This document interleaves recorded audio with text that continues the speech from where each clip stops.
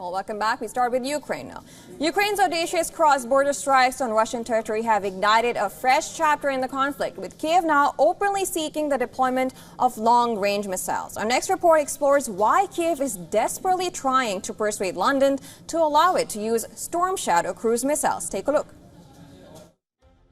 With Ukraine's incursion inside Russian territory tilting the scales of the war, Russia is stepping up efforts to push back the Ukrainian troops from its soil. Ukraine is now urging the UK to allow it to use Storm Shadow missiles against Russian targets, believing this could be a decisive factor in its military strategy. However, the request has sparked intense debate among Western powers, given the risks of escalation of the conflict.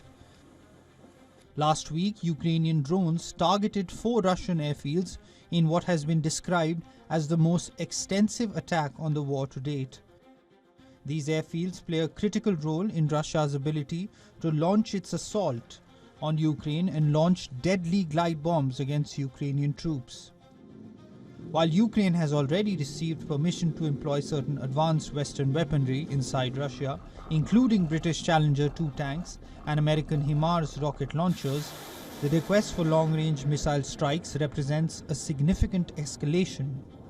Western governments have so far resisted such appeals. This obviously is an escalation, and if we see this in the context that NATO effectively has gone to war against Russia, the world's largest nuclear power, it makes a lot of sense if the Americans are a bit cautious and attempt to pull back on the leash, especially on the British, who are a bit too enthusiastic about this. Ukraine's military strategists argue that access to Storm Shadow missiles could dramatically enhance the quality and frequency of strikes on critical Russian assets. The Franco-British missile's advanced capabilities, including a bunker-busting warhead and low-altitude, terrain-hugging flight path, make it a formidable weapon against heavily fortified targets and challenging air defense systems. However, the question remains, will the West agree to Ukraine's request, or will concerns over escalation continue to dictate the cautious approach taken thus far?